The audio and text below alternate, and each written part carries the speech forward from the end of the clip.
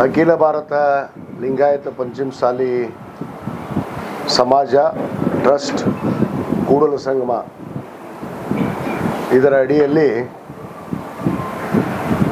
144ನೇಯ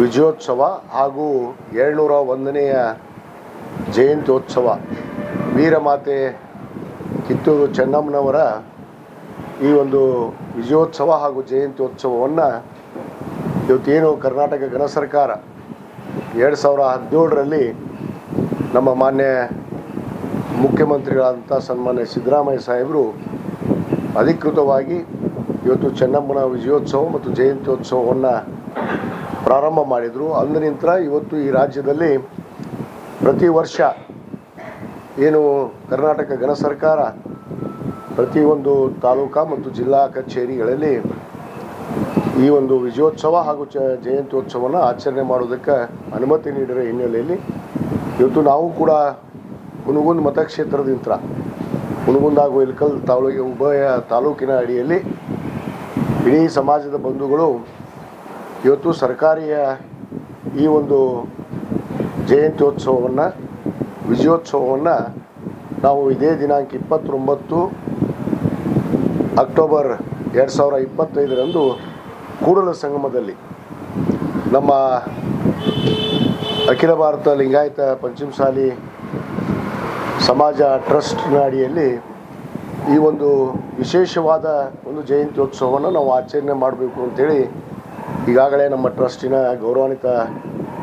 ಗೌರವ ಅಧ್ಯಕ್ಷರಾದಂಥ ಸನ್ಮಾನ್ಯ ಪ್ರಬಣ್ಣ ಹುಂಚಿಕಟ್ಟಿಯವರು ಮತ್ತು ನಮ್ಮ ಪ್ರಧಾನ ಕಾರ್ಯದರ್ಶಿಗಳು ಹಿರಿಯರಾದಂಥ ನೀಲಕಂಠ ಅಸೂಟಿಯವರು ಮತ್ತು ನಮ್ಮ ಕಾರ್ಯದರ್ಶಿಗಳಾದಂಥ MS ಮಲ್ಲಾಪುರ ಅವರು ಮತ್ತು ಅನೇಕ ನಮ್ಮ ತಾಲೂಕಿನ ಧರ್ಮದರ್ಶಿಗಳು ಒಳಗೊಂಡು ಎಲ್ಲ ಸಮಾಜದ ಹಿರಿಯರು ಮತ್ತು ಈ ವಿಶೇಷ ಅಂದರೆ ಏನು ಅಂದರೆ ಇದು ಚೆನ್ನಮ್ಮನ ಒಂದು ವಿಜಯೋತ್ಸವ ಜಯಂತ್ಯೋತ್ಸವ ಕೇವಲ ಲಿಂಗಾಯತ ಪಂಚಮಸಾಲಿಗೆ ಸಮಾಜಕ್ಕಷ್ಟೇ ಸೀಮಿತವಾಗಿ ಆದಂಥದ್ದು ಜಯಂತ್ಯೋತ್ಸವ ವಿಜಯೋತ್ಸವ ಅಲ್ಲ.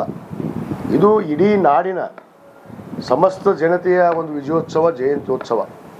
ಇವತ್ತು ನಾಡಿನಲ್ಲಿ ಅನೇಕ ಜಯಂತ್ಯೋತ್ಸವ ಈ ವಿಜಯೋತ್ಸವ ಸ್ವಾತಂತ್ರ್ಯಕ್ಕಾಗಿ ಹೋರಾಟ ಮಾಡಿದಂಥವರು ಈ ದೇಶಕ್ಕಾಗಿ ತ್ಯಾಗ ಮತ್ತು ಬಲಿದಾನದಿಂದ ಸ್ವಾತಂತ್ರ್ಯವನ್ನು ತಂದುಕೊಡುವಂಥ ಸಂದರ್ಭದಲ್ಲಿ ಬ್ರಿಟಿಷರ ವಿರುದ್ಧ ಇವತ್ತು ಹೋರಾಟ ಮಾಡಿದಂಥ ಅನೇಕ ಮಾನರಿದ್ದಾರೆ. ಇವತ್ತು ಅದರಲ್ಲಿ ಏನು ವೀರ ಸಂಗೊಳ್ಳಿ ರಾಯಣ್ಣ ಇರ್ಬೋದು, ಇವತ್ತು ಅಮಟೂರು ಬಾಳಪ್ಪನವ್ರು ಇರ್ಬೋದು, ಬಿಸ್ಕಸ್ತಿ ಬಸಪ್ಪನವ್ರು ಇರ್ಬೋದು, ಎಲ್ಲನ್ನ ಒಡ್ಡರ್ ಇರ್ಬೋದು, ಇಂಥ ಅನೇಕ ಸಮಾಜದ ಏನು ಮುಖಂಡರು ಆ ಒಂದು ಹೋರಾಟದಲ್ಲಿ ಚೆನ್ನಮ್ಮನ ಜೊತೆಗೆ ಖಡ್ಗವನ್ನು ಎತ್ತಿದಂಥವ್ರು. ತಮಗೆಲ್ಲ ಗೊತ್ತಿದೆ 1824ರಲ್ಲಿ ಪ್ರಥಮವಾಗಿ ಚೆನ್ನಮ್ಮ ಬ್ರಿಟಿಷರ ವಿರುದ್ಧ ಕಾಳಗವನ್ನು ಕೂಗಿ ಖಡ್ಗವನ್ನು ಎತ್ತಿದಂಥ ಪ್ರಥಮ ಮಹಿಳೆ, ಈ ದೇಶದಲ್ಲೇ ಪ್ರಥಮ ಮಹಿಳೆ ವೀರಮಾತೆ ಚೆನ್ನಮ್ಮ.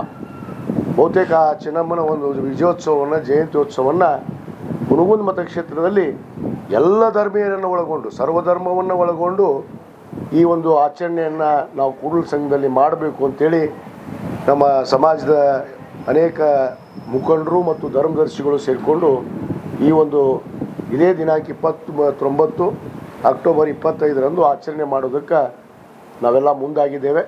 ಆದ ಕಾರಣ ನಾನು ಈ ಒಂದು ಪತ್ರಿಕಾ ಗೋಷ್ಠಿಯ ಮುಖಾಂತರ ಇವತ್ತು ದೃಶ್ಯ ಮಾಧ್ಯಮ ಆಗಿರ್ಬೋದು, ನಮ್ಮ ಮುದ್ರಾ ಮಾಧ್ಯಮ ಆಗಿರ್ಬೋದು, ಅವರಿಗೆ ನಾನು ವಿಶೇಷವಾಗಿ ವಿನಂತಿ ಮಾಡ್ಕೊಳ್ಳೋದೇನೆಂದರೆ ಈ ಒಂದು ವಿಜಯೋತ್ಸವವನ್ನು ಎಲ್ಲ ಧರ್ಮೀಯರನ್ನು ಒಳಗೊಂಡು ಅನೇಕ ಎಲ್ಲ ಸಮಾಜದ ಏನು ತಾಲೂಕಾ ಅಧ್ಯಕ್ಷರಿರ್ಬೋದು, ನಗರ ಘಟಕದ ಅಧ್ಯಕ್ಷರಿರ್ಬೋದು ಮತ್ತು ಎಲ್ಲ ಸಮಾಜಗಳನ್ನು ಕೂಡ ಇವತ್ತು ಈ ಒಂದು ವಿಜಯೋತ್ಸವಕ್ಕೆ ಜಯಂತ್ಯೋತ್ಸವಕ್ಕೆ ನಾನು ಆಹ್ವಾನವನ್ನು ಕೊಡ್ತೇನೆ.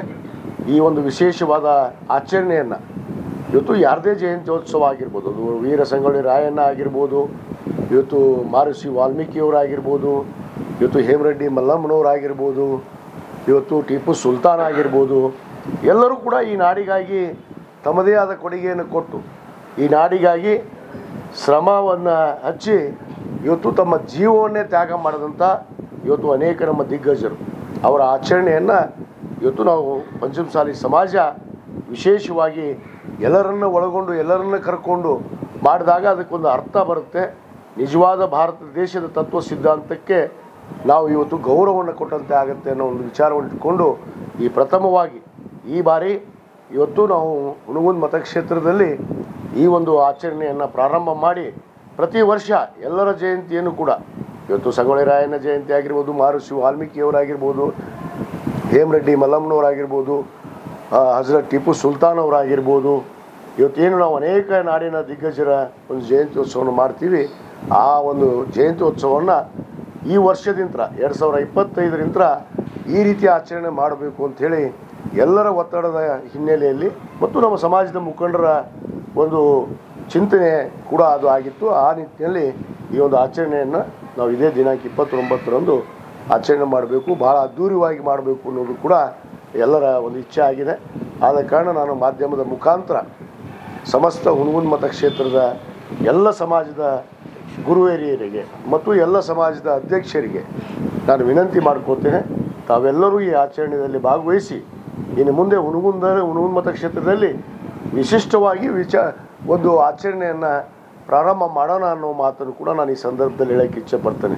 ಯಾಕಂದರೆ ಇವತ್ತು ವೀರಮಾತೆ ಚೆನ್ನಮ್ಮ ಬಹುತೇಕ ಇತಿಹಾಸ ಪುಟಗಳಲ್ಲಿ ಪ್ರಥಮ ಮಹಿಳೆ ಏನು 1824ರಲ್ಲಿ ಬ್ರಿಟಿಷರ ವಿರುದ್ಧ ಖಡ್ಗವನ್ನು ಎತ್ತಿ ಅದರಲ್ಲಿ ಮುಖ್ಯವಾಗಿ ನಮ್ಮ ಸೈನ್ಯ ನಾಯಕರಾದಂಥ ವೀರ ಸಂಗೊಳ್ಳಿ ರಾಯಣ್ಣನ ಒಂದು ನೇತೃತ್ವದಲ್ಲಿ ನಡೆದಂಥ ಒಂದು ಹೋರಾಟ. ಆ ಹೋರಾಟದಲ್ಲಿ ತಾವು ಇತಿಹಾಸ ಪುಟಗಳನ್ನು ಓದಿದ್ದೀರಿ.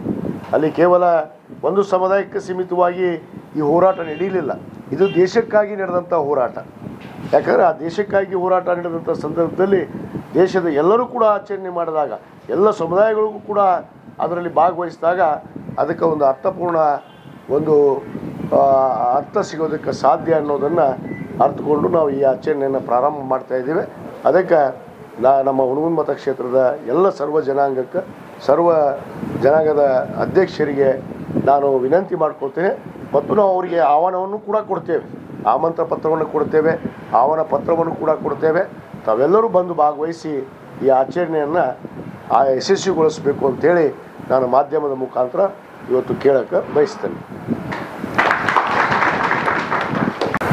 ಹುನಗುಂದ ಮತಕ್ಷೇತ್ರದ ಸರ್ವ ಸಮುದಾಯದ ಎಲ್ಲ ಸರ್ವಧರ್ಮೀಯರ ಒಂದು ನೇತೃತ್ವದಲ್ಲಿ ನಡೆಯುವಂಥ ಎಲ್ಲ ಧರ್ಮದ ಅಧ್ಯಕ್ಷರ ಒಂದು ನೇತೃತ್ವದಲ್ಲಿ ಮತ್ತು ವಿಶೇಷವಾಗಿ ಅಖಿಲ ಭಾರತ ಲಿಂಗಾಯತ ಪಂಚಮಸಾಲಿ ಏನು ಸಮಾಜ ಟ್ರಸ್ಟಿನ ಏನು ಗೌರವಾಧ್ಯಕ್ಷರು ಮತ್ತು ಅಧ್ಯಕ್ಷರು, ಉಪಾಧ್ಯಕ್ಷರು, ಪ್ರಧಾನ ಕಾರ್ಯದರ್ಶಿಗಳ ನೇತೃತ್ವದಲ್ಲಿ ಇದಕ್ಕೆ ಯಾರು ಕೂಡ ಆಹ್ವಾನವನ್ನು ನಾವು ವಿಶೇಷವಾಗಿ ಕೊಡ್ತಾ ಇದ್ದೀವಿ. ಇನ್ನಷ್ಟು ಅಪ್ಡೇಟ್ಗಳಿಗಾಗಿ ಫಾಲೋ ಮಾಡಿ ವಿಜಯ ಧ್ವನಿ ನ್ಯೂಸ್.